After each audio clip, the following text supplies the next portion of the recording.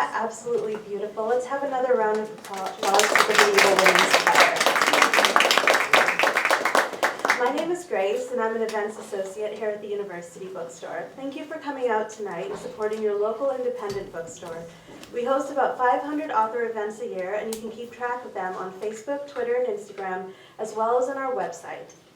Tonight, we're very excited to host acclaimed author Candace Robb, who is back with a thrilling new series, An Intrepid Heroine. As The Service of the Dead hits shelves, we're honored to celebrate its release with Candace and the beautiful sounds of a medieval women's choir. An expert at recreating the social and political drama of medieval Europe in suspenseful mysteries, Candace, in the opener to this series, introduces us to 20-year-old widow Kate Clifford, who is struggling to make ends meet in a male-dominated society. Nearly torn in two by political unrest, of 15th century York, turning her property into a guest house, she quietly rents rooms to powerful men and their mistresses. But when a brutal murder occurs, she and her late husband's children must solve the crime before it ruins them and tears apart the fragile world around them. Candace Robb did her graduate work in medieval literature and history, and has continued to study the period while working first as an editor of scientific publications, and now for some years as a freelance writer. Candace has published 13 crime novels set in 14th century England, Wales, and Scotland. Kate's a schemer. She needs to be. Her husband's will is clear. He left her the business as long as she remains unmarried. The minute that she remarries, the business goes to her scheming brother-in-law, Lionel. She also has another nasty discovery. The business is greatly in debt. She is drowning in debt. And then, a year after he is dead, she discovers he has 2 illegitimate children from a mistress that he kept in Calais while they were married, and they are now her wards. So Kate has a lot of anger in her, but she has a great determination to make this all work. And so she comes up with some above board and some below board ways of making money, and she is determined that when she is not going to give the business up to Lionel until she feels that she can take care of herself and her wards and live as she wants to live and marry who she wants to marry. So this first part that I'm reading to you is called Caged. Born and raised on the northern border, where she need but step out the door to find vast open spaces, Kate Clifford experienced the city of York as an open-work cage, in which no matter where she paced, she was watched, her movements noted and judged according to the decorum expected of a young woman of considerable means, or such means as her late husband had led his fellow merchants to believe he had accrued. It suited her purpose that members of his guild and fellow citizens of York continued to hold Simon Neville in high esteem. Their respect for his memory extended to her, his widow, and bought her time. But Simon's creditors knew the truth. So far, she had managed to keep them quiet, satisfied with small, regular payments. But for how long? One wrong move could undo her. So could Lionel's tongue, should he see an advantage in ruining her. And now, as King Richard's troubles muddied the distinction between friend or foe, Kate had moments when she could not breathe or sleep, which was why she was stealing down the steps in stockinged feet, trying not to wake her wards. She moved down to the hall where she lit a lantern from the embers in the hearth. Oh yes, a hearth. Simon had insisted no fire circle in his hall. All the Neville family considered themselves of noble blood, and Simon's own extravagance was the cause of Kate's current financial unease. From the cabinet at the cupboard's base, she withdrew a quiver of arrows and a bow, then took a seat on one of a pair of elegantly carved back chairs. As she strung the bow, the wolfhounds Lil and Gaunt circled her, their noses cold, their fur warm from their bed near the embers. Sometime at the butt in her garden before the neighbors woke would steady her. She let the hounds out to gamble in the fresh snow, while she secured her squirrel-lined cloak to give her arms the freedom to shoot, then at last stepped into her twin brother's boots, closing her eyes and imagining his smile. When her parents had purged her room of Jeff's belongings, the treasures, the memories, they had missed the boots and a few other items that had been out in the stables. She had hidden them in her trunk when she came south to York. They wanted her to let Jeff go, but he was her twin. They shared souls, life force. There could be no letting go. Not even his death could separate them. Setting the quiver over her cloak, bow in one hand, lantern in the other, Kate stepped out into the eerie whiteness with the sky just beginning to lighten. She paused a moment beneath the eaves, taking a deep breath and remembering snowy mornings up north, doors frozen shut by the drifts. This was nothing. Trudging out to the butt, she placed the lantern on a stone where it would illuminate the target, then backed away, sensing the direction of the wind, sticking out her tongue to catch a flake and feel it melt. She called softly to Lil and Gaunt, beckoning them to her side. The wolfhounds knew the mood in which she had come out into the snowy Bredon garden. They knew to be still until her arrows were spent or her mood shifted. Ready now, she reached for an arrow. Eyes on the target, Kate waited for a sudden gust of wind to subside, then let fly the first arrow. This was for her eldest brother, Walter, for rekindling the feud with the Cavertons by falling in love with their daughter, Mary. The arrow hit just above center.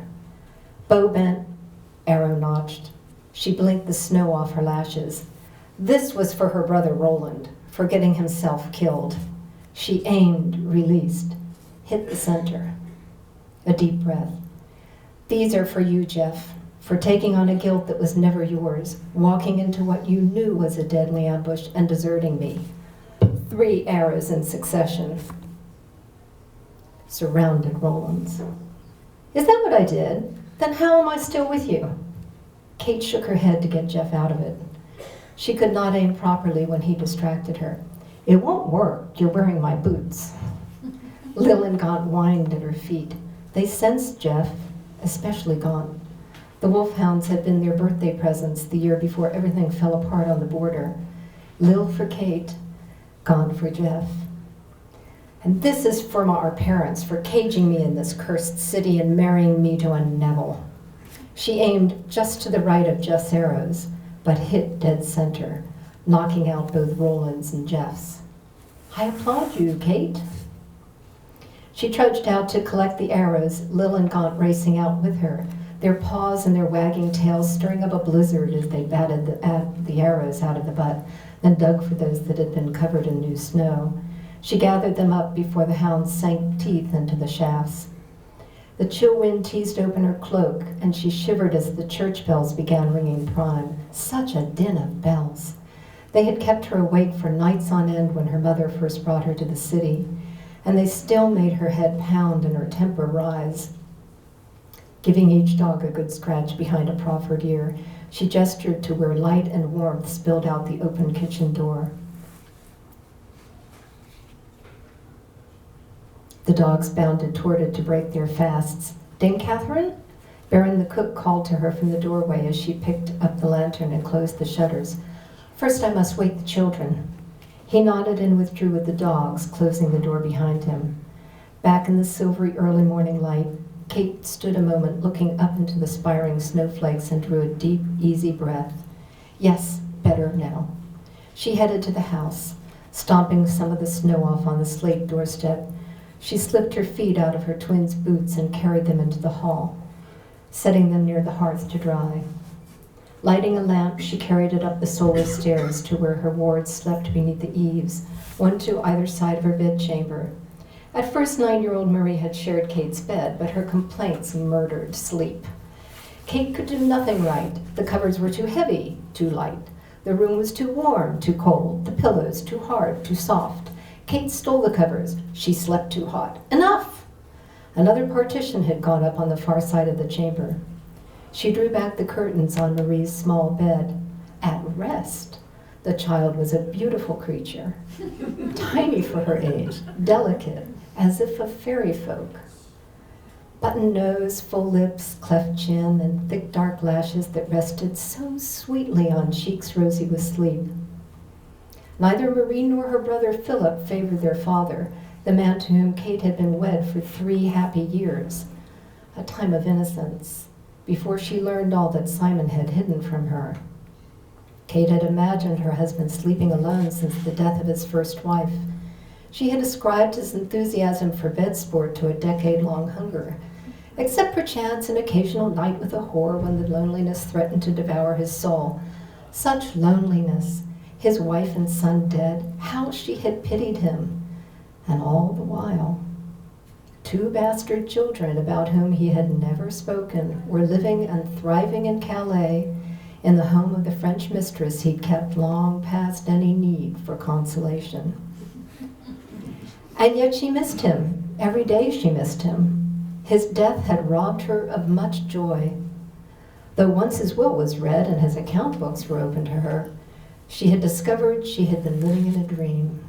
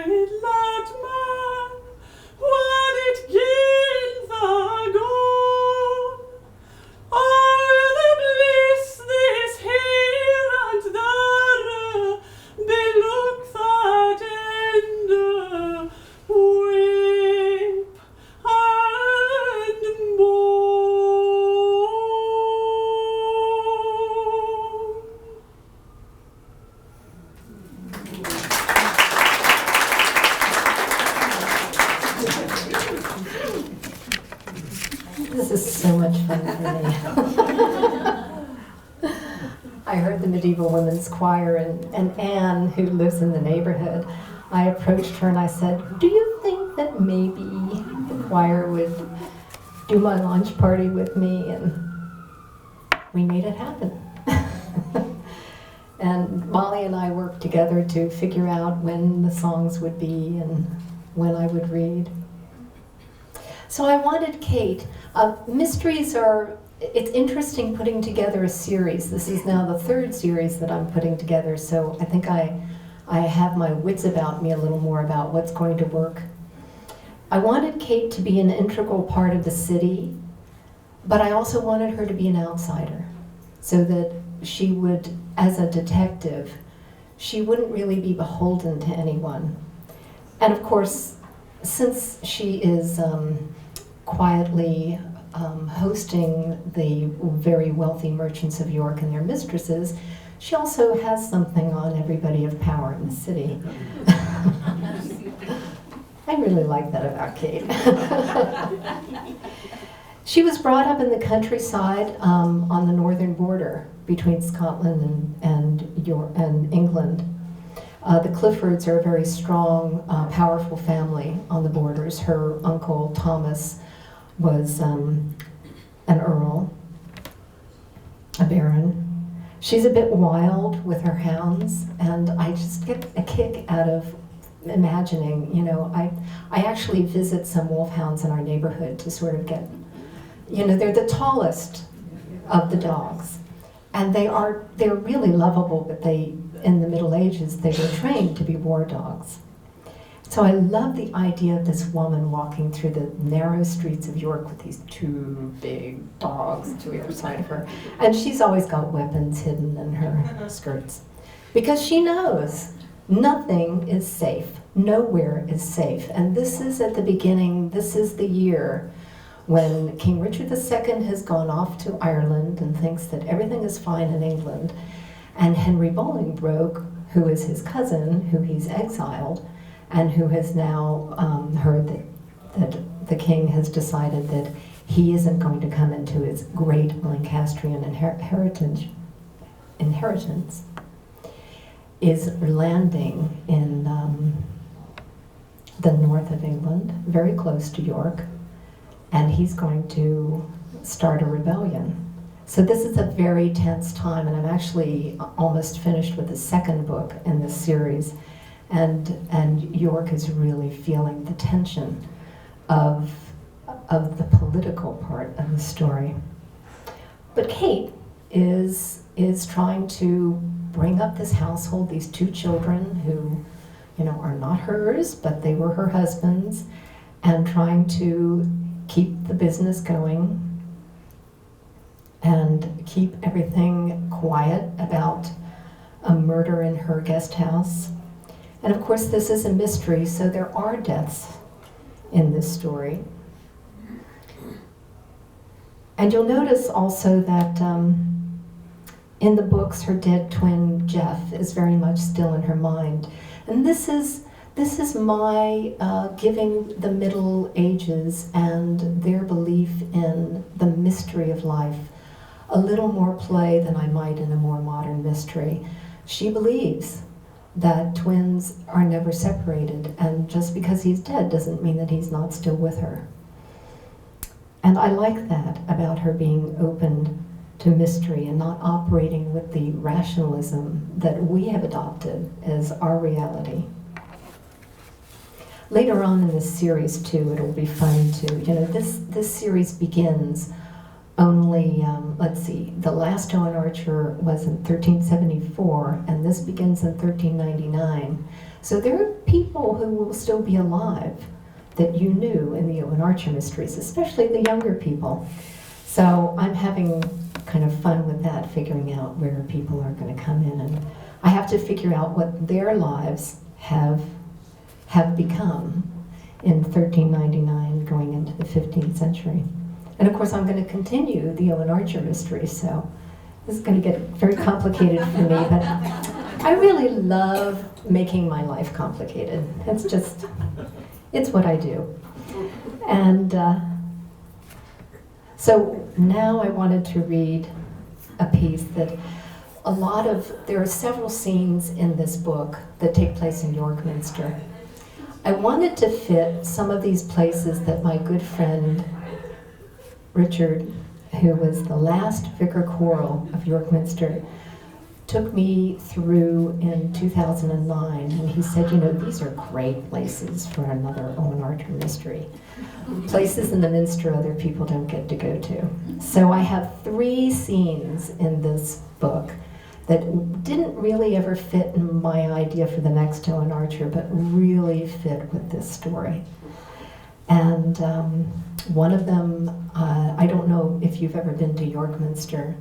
The chapter house has, there's the ceiling, and then you can go up a staircase and get on top of the ceiling of the chapter house and see the amazing beams that support the chapter house. They are just incredible. And then there are these little passages behind that where the masons, you can still see the masons' marks and some of the masons' tools up there. And then you can climb up onto the roof of the chapter house, and there's this wonderful little walkway that's terrifying to someone who's afraid of heights like I am, but I walked it anyway.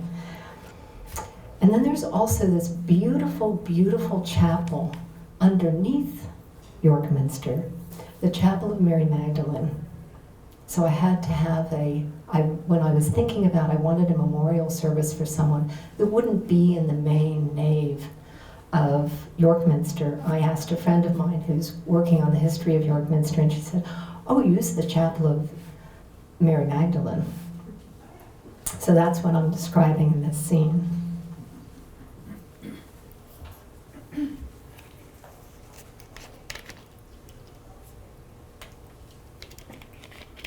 One of the dean's clerks rang a bell for attention, announcing that he would now lead the procession to the chapel, begging them to proceed in an orderly fashion.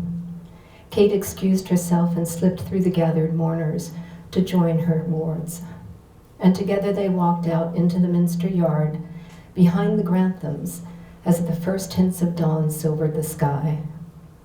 At the southeast door, Dean Richard's secretary waited with a tray of tapers, handing one to each mourner. Each taper was then lit by a servant standing beside him. "I do not like this place," Marie muttered as they moved forward into the aisle of the minster. "There are too many shadows." Usually Kate would agree, but this morning she caught her breath at the beauty of the line of light moving through the darkness as the mourners' footsteps echoed in the soaring space. At the door to the crypt, a clerk advised them to move down the steps one at a time. "With care," he whispered. "They are narrow and uneven." The stairwell had been brightened with white paint and crossed with red lines to give the look of ashlar, but no natural light illuminated the descent, and the stones seemed alive as the candles flickered in a strong draught. The line of mourners moved down, down, until they bent beneath a stone lintel and entered the chapel of St. Mary Magdalene. The low-roofed space, far more welcoming than that above, was fragrant with the warm scent of beeswax. A clerk showed them where to place their tapers so that the chapel became a constellation of light. Hugh and Martha Graham, Philip, Marie, Kate, and Dame Jocasta were directed to stand behind the coffin before the altar. The Granthams were subdued, showing signs of sleeplessness and tears.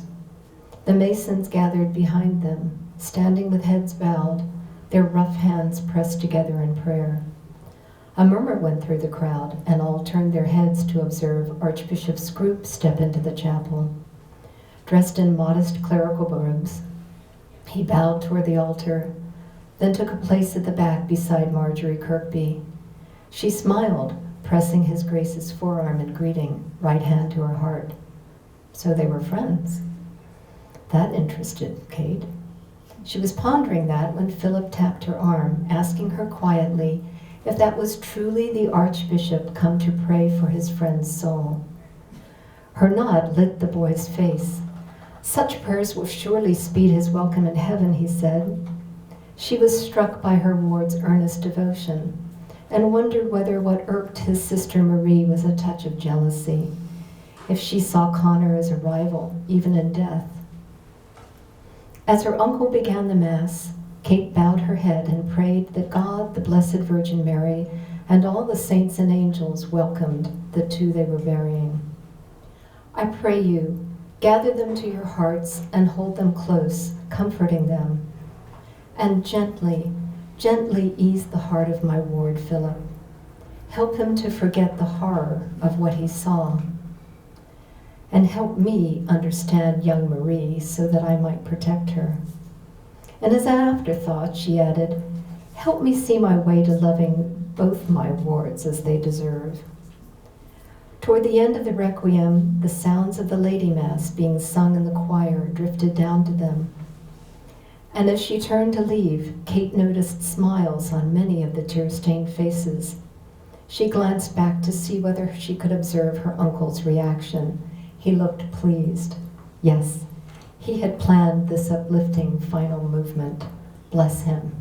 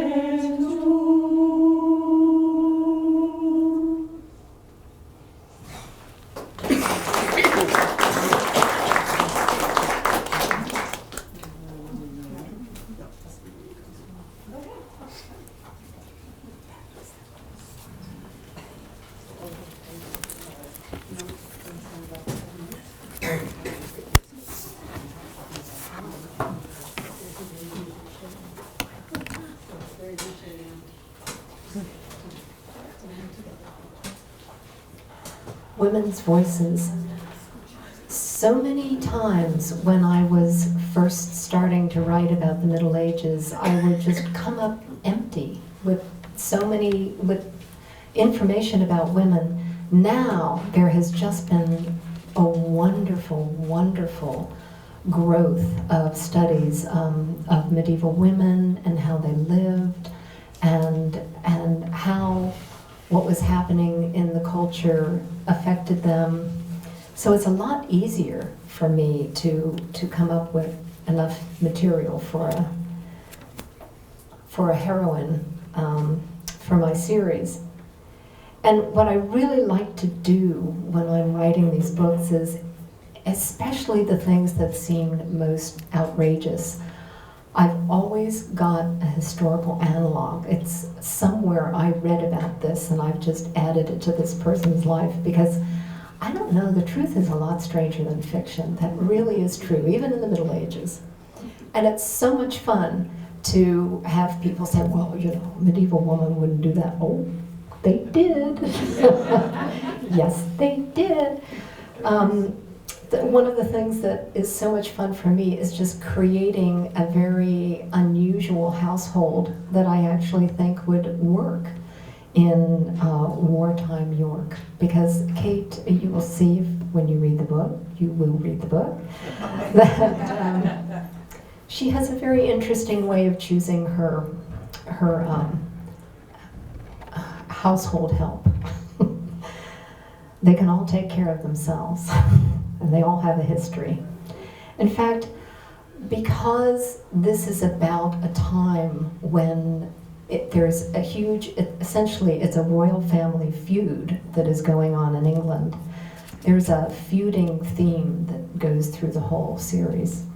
And but there's also a lot of really precious stuff. The next book has a lot to do with Beguines, the women's movement. I brought them to York. But right now I'd really like to open it up to questions for people. And if you don't have questions, I'll just keep yapping. I have a question, which is, when you write a series, do you think about the end and the beginning and fill it in? Or is it something that progresses, like, you know, Harry Potter, when the kids got older each year and just happened? Well, kind of both.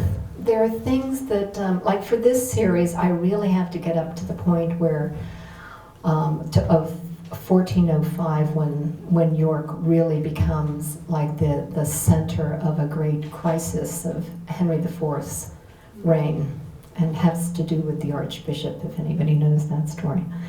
I love my archbishops. York had some great archbishops.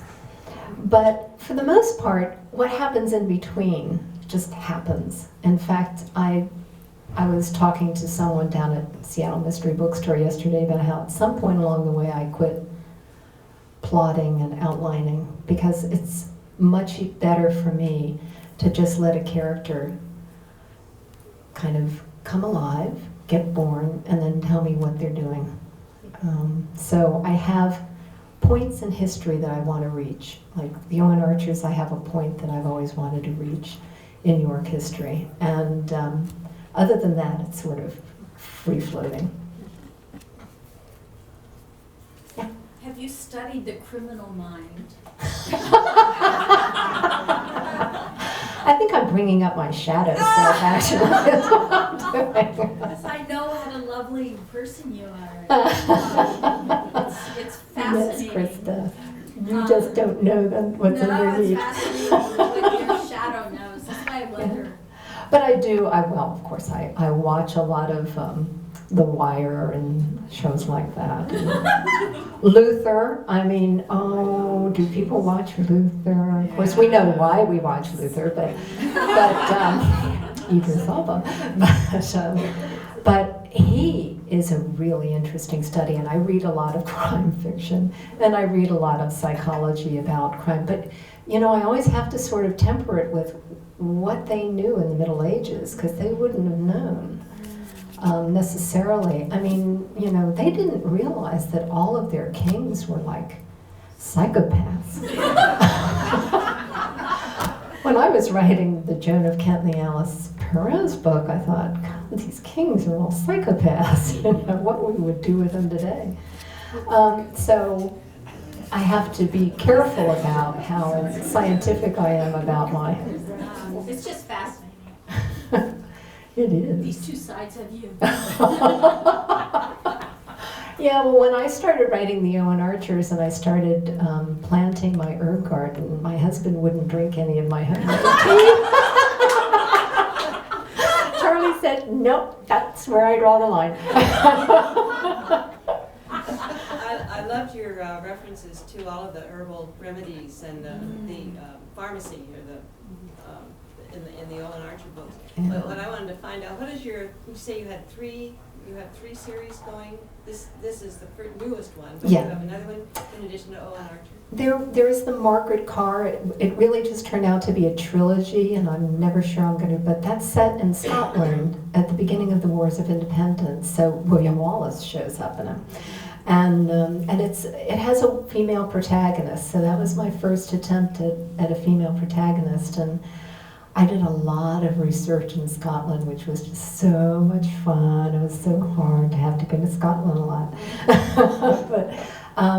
But it takes place in Edinburgh and then Perth and then Stirling. And I was going to take it off in kind of a slightly fantasy segue, and my publisher said, go back to the Owen Archers. So I did. Who can resist Owen?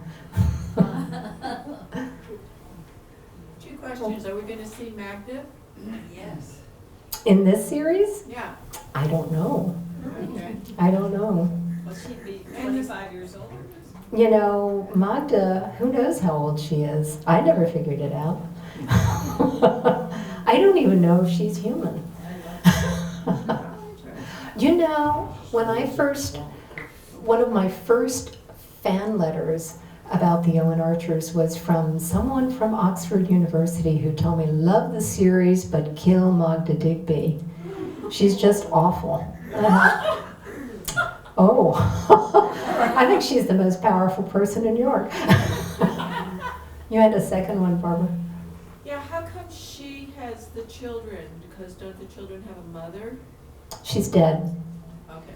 Once the mother dies, the Nevilles decide that they should be here. And, you know, the Nevilles is another big English family, and they decide she should be here. And I have a sweet scene when Lionel dumps them on their doorstep. So the mother died before her A year husband- after the husband died, Oh, okay. and then they were orphans. And somebody knew about it. Brother-in-law who likes to make Kate's life as miserable as possible, so she'll remarry. And someone will take her problems away from her. Okay. And Kate's not going to do that. The more he pushes, the more she pushes back. So never reading any of your books, is it probably a good idea to start with Alan Archer? Or do you need to have that background to enjoy the Oh series no, now? this series is just fresh. Totally, okay. Yeah, and it's sort of like an inside joke when, actually I have a first reader who knows the books very well because she's worked on all of my books with me, and she has not yet figured out who the Owen Archer character is in the second book, and I'm like, it's so obvious. But she hasn't.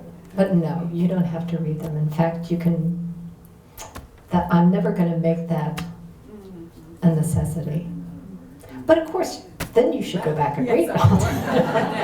That makes sense. 10! You can read that in a month, right? There's You 10. mentioned that they're on ebooks now. You mentioned that the Owen Archers. Oh, yeah. Yeah, the Owen Ebooks now. Archers are finally out on ebooks, and they have, University Bookstore has all the new trade paperback editions of them. They did a gorgeous job of the covers when they redid them. Yeah. All last summer. When was the first one published? In the US in 1993.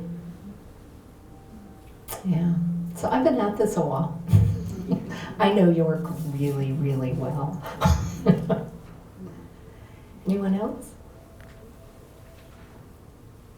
Well, what I should do then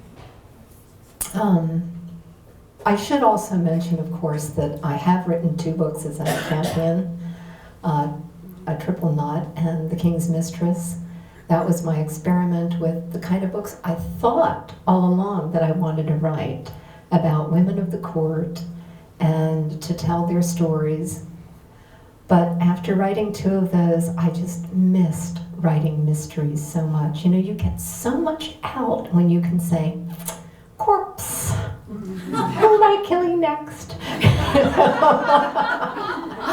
I don't know, mysteries are just a lot more fun, but really, seriously, the thing that was very frustrating about writing the other books was that the stories were already there. So I was connecting the dots, and I couldn't make Alice Perrers or Joan of Kent's fates any better than they were. And that was so frustrating.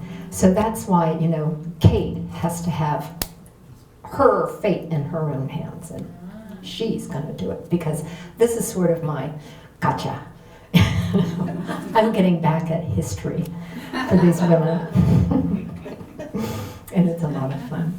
So, The Service of the Dead. It's actually, I should say that the title, because some people have said, well, that's kind of a strange title.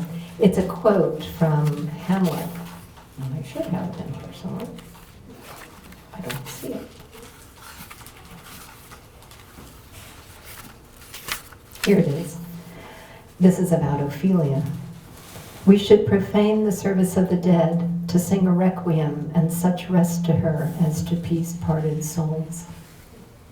I just love that. So that's the title of the book. Thank you. If there are no more questions, go buy the books. But first, something about the Medieval Women's Choir. Who's going to come up and say something? What do you? As you can see, we have a poster here telling you all about our next concert, which will be at Trinity Parish Episcopal Church on First Hill. There's a poster over there too that has the information. And we are recruiting new members. We are a very welcoming choir. We have a terrific artistic director, Eric Menzel, who is a professor of music and He does voice and music at the University of Oregon in Eugene, and he'll be up here and giving us a complete season of his wonderful mastery. We've worked for 3/4 of the season with him already, and this concert will be conducted by Aaron Kane, one of his premier students, who is also wonderful, and Molly over here, Molly Siebert, our soloist, is going to be one of the soloists at the concert as well. So if you're interested, it's May 21st. Yes. No audition. That's right. One of the beauties of this choir is that not only do you get a lot of singing coaching, but there are no auditions. And you learn as kind of like a paid practice. You learn as you go, and it's a wonderful experience. I did even ever sing in choir before I came to this choir, and now I'm hooked. So not only that, but I've always been a medieval buff myself. So I get both possible worlds, the best of both possible worlds. If you have any questions about the choir, I'm here, and a few of the board members are here. Any member of the choir would be glad to answer your questions. So come hear us, please. Thank you so much. Thanks. Thank you so much to the choir. This was such a dream. When I first approached Dan about it, I thought, you know, is this going to happen? And I'm just so happy that it happened, and I think we'll do it again.